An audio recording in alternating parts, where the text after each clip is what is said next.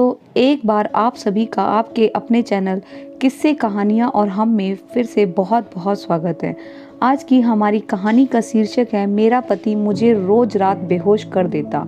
और दोस्तों, इससे पहले अगर चैनल को किसी ने सब्सक्राइब नहीं किया है तो पहले प्लीज़ चैनल को सब्सक्राइब कर लीजिए और साथ में लगे नोटिफिकेशन बटन को प्रेस कर दीजिए, जिससे आने वाली वीडियो का नोटिफिकेशन सबसे पहले आपको मिले।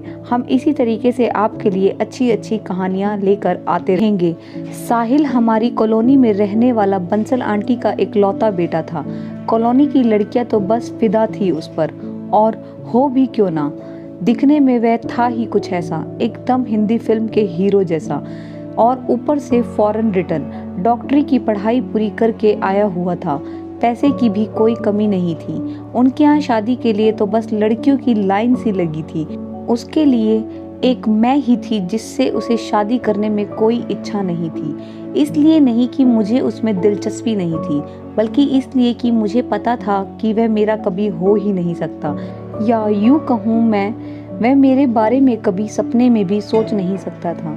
इन सब के पीछे की बस एक ही वजह थी, मेरा सांवला रंग, आंखें बड़ी बड़ी, सीधे लंबे बाल, पर बस एक ही दाग था, वह मेरा सांवला रंग। और सोचने वाली बात यह थी कि डॉक्टर साहिल मुझे क्यों पसंद करेगा।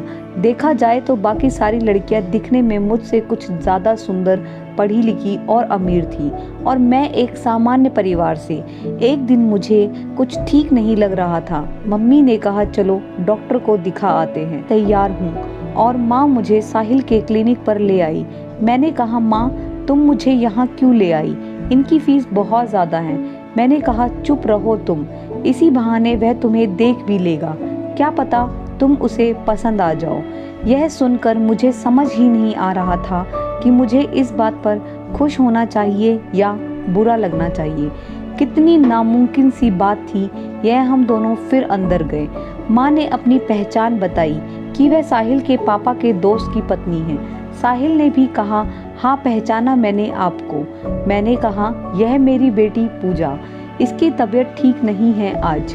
साहिल ने मेरी तरफ देखा और मेरा बीपी चेक करने लगा। मुझे बड़ी हैरानी हुई कि वह मेरा बीपी फिर से क्यों चेक कर रहा है, जबकि नर्स ने पहले ही बीपी और वजन चेक करके एक कागज पर लिख कर दे दिया था। अचानक हम दोनों की नज़र एक हुई और मैं जैसे उसकी आंखों में खो ही गई। उसने कहा चिंता करने वाली कोई बात नहीं है, बस बीपी लो है, मैं दवाई दे देता हूँ, ठीक हो जाओगी। हम घर आ गए। रात भर मैं सो नहीं पाई। कुछ तो बात थी उसकी आंखों में जो मैं समझ नहीं पा रही थी, और 4-5 दिन बाद जो हुआ उस पर तो मुझे विश्वास ही नहीं हो रहा था। साहिल ने पापा से मेरे रिश्ते की बात की। मैं हैरान भी थी और खुश भी। मुझे समझ नहीं आ रहा था कि उसने मुझे कैसे पसंद किया। मेरी माँ ने मुझे कहा वह विदेश से पढ़कर आया है, उसकी सोच सुंदरता को लेकर अलग होगी, और तुम्हारा सिर्फ रंग सांवला है, वरना तुम बाकी लड़कियों से भी ज़्यादा सुंदर हो। हमारी शादी तय हो गई और यह पूरी बात कॉलोनी में आग की तरह फैल गई। सभी बस यही बात किए जा रहे थे कि आखिर साहिल ने इतनी सारी लड़कियों को छोड़कर मुझे ही क्यों पसंद किया। पर हमारे घर में तो बस खुशियाँ ही खुशियाँ। साहिल मुझे रोज़ फ़ोन करता, मैसेज करता, कहता कि कैसे वह मेरी पहली नज़र में ही क्लीन बोल्ड हो गया था। मेरी आंखें उसे बहुत पसंद हैं। उसके ऐसे बोलने से मुझे भी माँ की बात सच लगने लगी कि वह विदेश से पढ़कर आया है, उसके विचार करने का तरीका अलग है। मैं मन ही मन खुश थी कि साहिल को कुछ तो मुझ में पसंद आएगा। जैसे उसने सीधा मेरा हाथ ही मांग लिया। शादी का सारा खर्चा साहिल के घर वाले ही करने वाले थे, हमें कुछ भी करने नहीं दिया। यहाँ तक कि हमारे रिश्तेदारों के कपड़े भी उन्होंने ही गिफ्ट किए थे। मेरी शादी का जोड़ा और बाकी के कपड़े तो डिज़ाइनर थे, जिनकी कीमत लाखों में थी। सोना तो इतना चढ़ाया जितना हमने कभी सोचा या देखा भी नहीं होगा। हमारी शादी हो गई। स्टेज पर साहिल की मौसी की लड़की आई और उसके कानों में धीरे से कहने लगे कि भाई, तुम्हारी चॉइस को क्या हो गया है? तुम्हारी चॉइस तो बड़ी क्लासी रहा करती थी। फिर अब मुझे वह सब सुनकर बड़ा बुरा लगा, रोना आ गया। साहिल ने उसे फटकारा और स्टेज से नीचे उतार दिया, लेकिन मेरा रोना बंद नहीं हुआ। मेरी वजह से साहिल को सुनना पड़ा।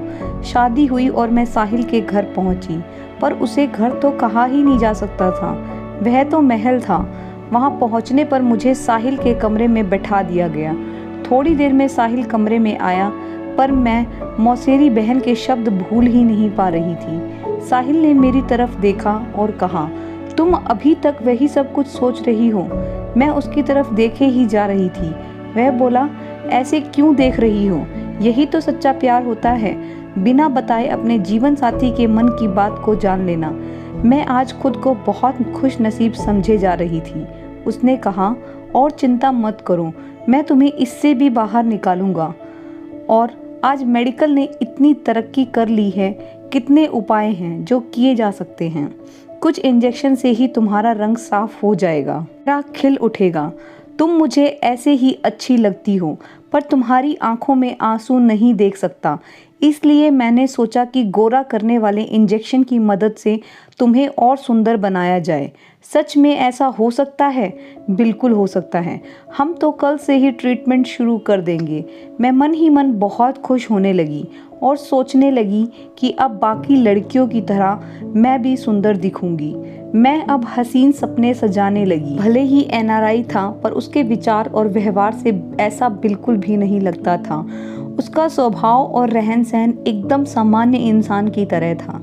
दूसरे दिन साहिल ने कहा कि उसकी डॉक्टर से बात हो गई है और वह आज रात से ही इंजेक्शन देना शुरू कर देगा और 10 दिन में ही मुझे फ़र्क दिखने लगेगा। मैं खुद को आईने में देख ही रही थी कि उतने में साहिल आया और उसने मेरा हाथ पकड़कर कहा, तुम मुझे वचन दो कि तुम इस ट्रीटमेंट के बारे में किसी से भी नहीं कहोगी। मैं नहीं चाहता कि लोग इस बात को लेकर तरह तरह की बातें बनाएं। उस रात साहिल ने मुझे पहला इंजेक्शन दिया और मुझे नींद लग गई। सुबह उठी तो मेरे पेट में बहुत दर्द हो रहा था। जब मैंने साहिल को बताया तो उसने कहा कि कभी कभी किसी चीज़ का साइड इफ़ेक्ट हो जाता है, चिंता करने वाली कोई बात नहीं है, ठीक हो जाएगा, थोड़ा सहन कर लो। मैं कुछ नहीं बोली। दूसरे दिन फिर साहिल ने मुझे इंजेक्शन दिया। मुझे गहरी नींद लग गई और सुबह उठी तो दर्द नहीं था, पर मैं किसी को बता भी तो नहीं सकती थी। साहिल मेरा ट्रीटमेंट सबसे छुपा कर जो कर रहा था। आज रात में फिर से मुझ में इंजेक्शन लेने की ना तो हिम्मत थी और ना ताकत। मैंने सोचा कि अगर एक दिन इंजेक्शन नहीं लिया तो कुछ ज़्यादा फर्क नहीं पड़ेगा। साहिल को बुरा ना लगे इसलिए मैंने इंजेक्शन बदल दिया और उसकी जगह ताकत का इंजेक्शन रख दिया। साहिल ने मुझे इंजेक्शन लगा दिया और मैंने आंखें बंद करके सोने का नाटक किया। उसे लगा कि मैं गहरी नींद में सो रही थी। उसके बाद जो उसने मेरे साथ किया उससे मेरे शरीर पर रोंगटे खड़े हो गए। ऐसा कोई किसी दुश्मन के साथ भी नहीं करेगा, जो साहिल मेरा पति होने के बावजूद कर रहा था। मैं झट से उठकर बैठ गई और साहिल के चेहरे का हर रंग ही उड़ गया था। वह हैरान होकर बोला, तुम अभी तक सोई नहीं? मैंने गुस्से से पूछा, यह क्या कर रहे थे तुम? साहिल मेरे साथ। और क्यों? पहले तो उसने मुझसे झूठ बोलने की कोशिश की, पर जब मैंने उससे कहा कि अगर मुझे सच नहीं बताया तो मैं सबको सच बता दूंगी, फिर जो उसने बताया उसे सुनकर मेरे पैरों तले ज़मीन खिसक गई। अब मुझे समझ आ रहा था कि क्यों उसने इतनी सुंदर और पढ़ी लिखी लड़कियों को छोड़कर मुझसे शादी की, क्योंकि मुझ जैसी सामान्य लड़की को वो सहज ही काबू में कर सकता था। लेकिन मैंने सोच लिया था अब चुप नहीं बैठना। मैंने चिल्ला चिल्ला कर घर सिर पर ले लिया और फ़ोन करके मम्मी पापा को भी बुला लिया था।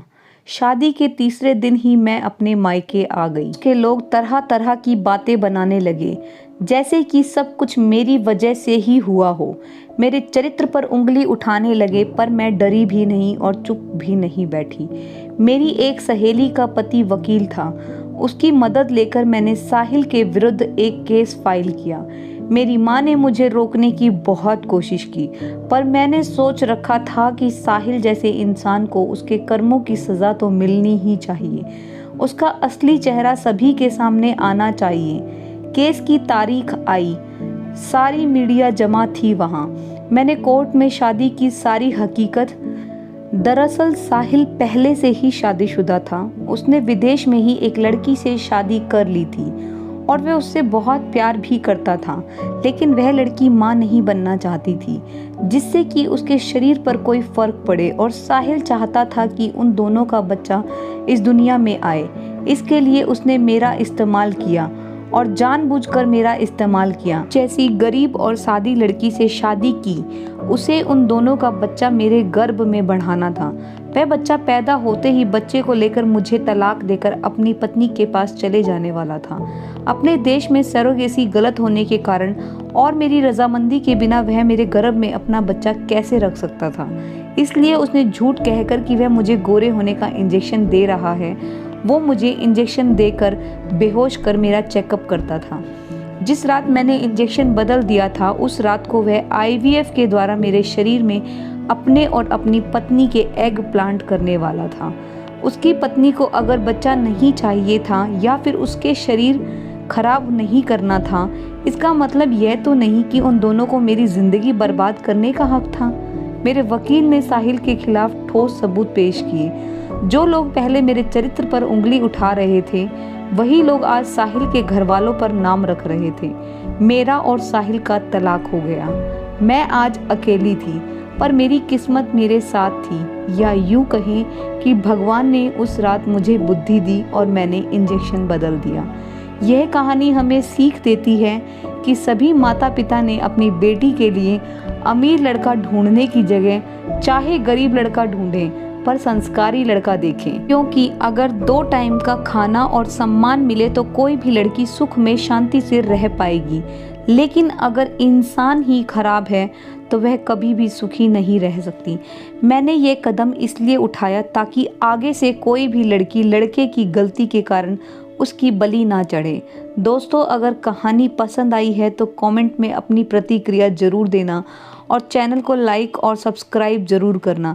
हम इसी तरीके से आपके लिए अच्छी अच्छी कहानियाँ लेकर आते रहेंगे। धन्यवाद दोस्तों।